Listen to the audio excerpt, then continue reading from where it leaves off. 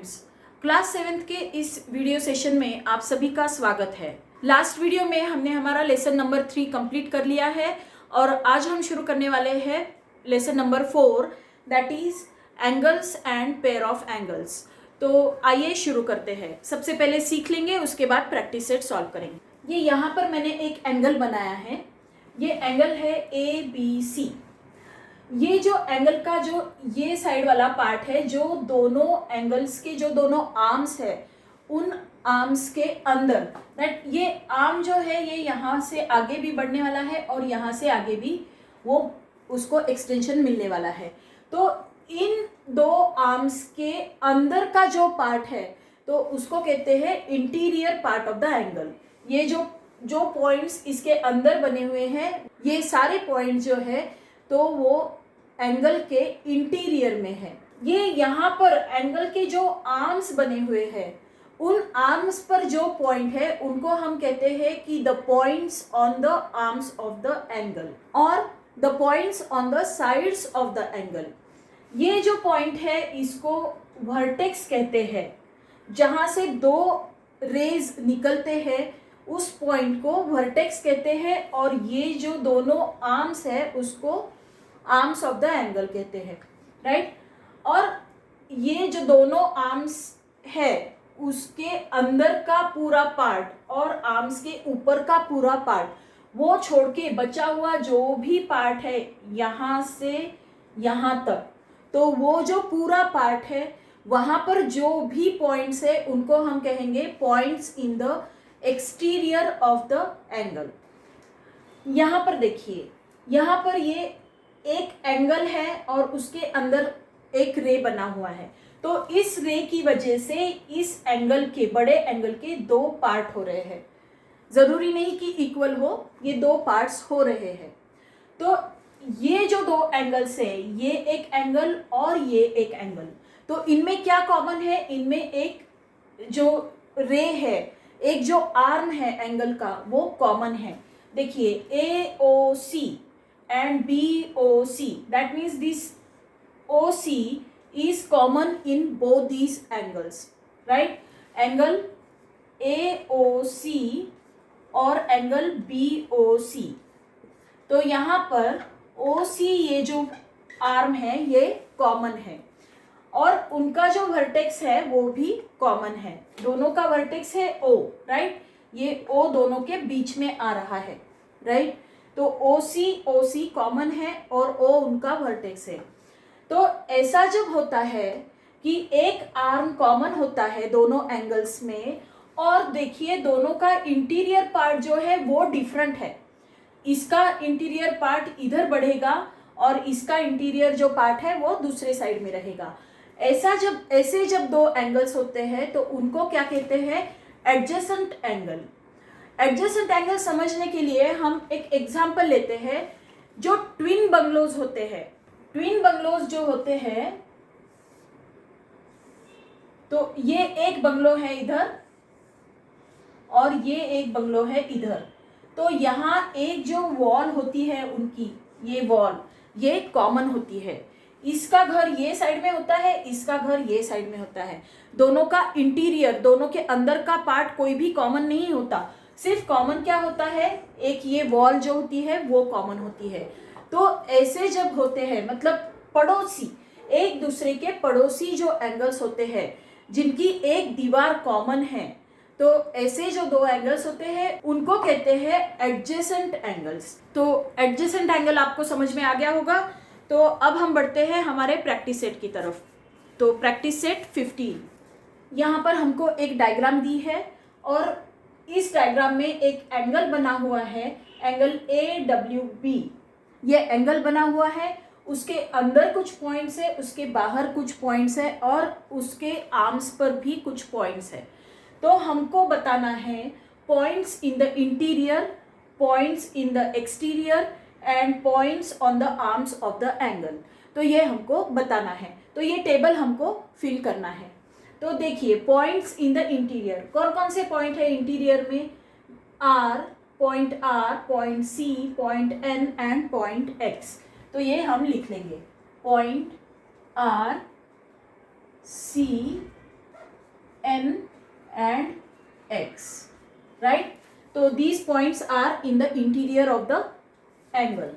अब points in the exterior, यहाँ पर देखिए ये T, ये U, ये Q, V and Y. These are points in the exterior. Point Q, V, Y, T and U. T and U. These points are in the exterior of the angle. और points on the arms of the angle. Arms के ऊपर point कौन से है? A, W, G and B. These points are on the arms. Points A, W, G and B. तो ये सारे जो points है वो ये आर्म्स के ऊपर है. तो बढ़ते हैं नेक्स्ट क्वेश्चन की तरफ. अगला जो क्वेश्चन है वो क्या है? Name the pair of adjacent angles in the figure below. यहाँ नीचे दो डायग्राम्स आपको दी है, दो फिगर्स दी है, तो उनमें जो एंगल्स बने हुए हैं तो उनमें से हमको एडजेसेंट एंगल कौन कौन से है ये हमको बताना है. तो एडजेसेंट एंगल जो होते हैं उनका क्या होता है? उनमें एक कॉमन आर्म होता है और उनका जो वर्टेक्स होता है वो कॉमन होता है और उनका जो इंटीरियर होता है वो अलग अलग होता है. ये तीन बातें आप याद रखिए तो आपके एडजेसेंट एंगल रॉन्ग नहीं आएंगे. फर्स्ट डायग्राम जो है उनके पहले हम लिख लेते हैं. ये देखिए एंगल ए एन बी, ये वाला एंगल और एंगल सी एन बी, ये दोनों जो एंगल है ये और ये एडजेसेंट एंगल है, ये दोनों एंगल्स. तो इनके नाम हम लिख लेंगे angle A N B and angle C N B. तो सेकंड लेंगे ये वाला एंगल और ये वाला एंगल, ये और ये दोनों भी एडजेसेंट है. Angle B N C and angle A N C, right? Angle B N C and angle A N C, these are also adjacent angles. Third कौन सा है? Angle C N A and angle B N A. Angle C N A and angle B N A. इस diagram में ये तीनों pairs है. अब इस डायग्राम में कौन कौन सी पेयर्स एडजेसेंट एंगल्स की है? ये नीचे जो एंगल बना है उसके एडजेसेंट तो कोई भी नहीं है क्योंकि इसका वर्टेक्स यहाँ है और ये जो दो एंगल्स बने हैं इनका वर्टेक्स यहाँ पर है Q पर. तो ये जो दो एंगल्स बने हुए हैं angle T Q P and angle R Q P, these are only adjacent angles. Angle T Q P and angle R Q P. So these four are the pairs of adjacent angles. तो आई hope ये आपको अच्छे से समझ में आया होगा. तो बढ़ते हैं हमारे नेक्स्ट क्वेश्चन की तरफ. हमारा थर्ड क्वेश्चन है, हमको ये एक डायग्राम दी हुई है और हमसे पूछा गया है are the following pairs adjacent angles, if not state the reason. नीचे जो हमको पेयर्स दिए हैं एंगल के वो एडजेसेंट एंगल्स है या नहीं ये हमको बताना है और अगर नहीं है तो वो क्यों नहीं है ये भी हमको बताना है. अगर है तो रीज़न देने की ज़रूरत नहीं है, लेकिन अगर नहीं है तो क्यों नहीं है ये हमको रीज़न उसका बताना है. तो देखते हैं फर्स्ट पेयर क्या है, angle P M Q and angle R M Q.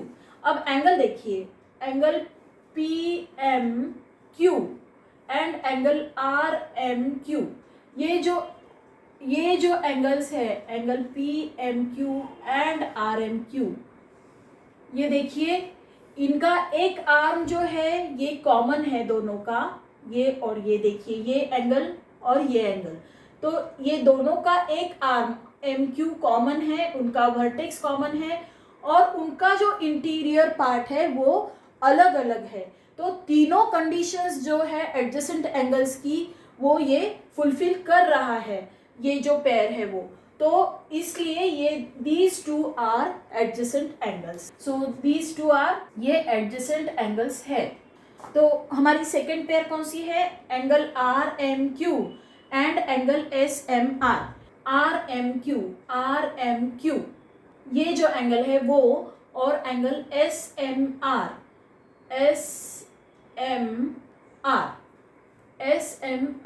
और आर एम क्यू। तो देखिए एंगल एस एम आर जो है उसका जो इंटीरियर पार्ट है वो एंगल आर एम क्यू का भी इंटीरियर पार्ट है। That means interior part is not different. ये देखिए ये जो छोटा एंगल है एंगल एस एम आर, इसका जो इंटीरियर पार्ट है वो एंगल आर एम क्यू का भी इंटीरियर पार्ट है। तो हम रीजन, ये दोनों एडजेसेंट एंगल नहीं है, तो इसका रीजन क्या लिखेंगे? पहले हम लिखेंगे these are not adjacent angles as their interior part is not different. तो उनका इंटीरियर पार्ट डिफरेंट नहीं है, इसलिए वो एडजेसेंट एंगल्स नहीं है, right? Angle R M S and angle R M T, angle R M S and angle R M T, इनका भी देखिए ये आर एम एस का इंटीरियर पार्ट और आर एम टी का इंटीरियर पार्ट ये शेयर कर रहे हैं, एक दूसरे के साथ शेयर कर रहे हैं। That means the interior part is not different. तो अलग अलग इंटीरियर पार्ट्स नहीं है, इसलिए ये भी एडजेसेंट एंगल्स नहीं है। So these are also not adjacent angles. These are not adjacent angle as their interior part is not different. अब तीसरा देखते हैं angle S M T and angle R M S. Angle S M T and angle R M S, ये वाला angle और angle S M T ये वाला angle, these two are adjacent angles. इनका ये जो आर्म है एम एस, ये कॉमन आर्म है और इनका वर्टेक्स भी कॉमन है और उनका इंटीरियर पार्ट जो है वो डिफरेंट है। So these are adjacent angles.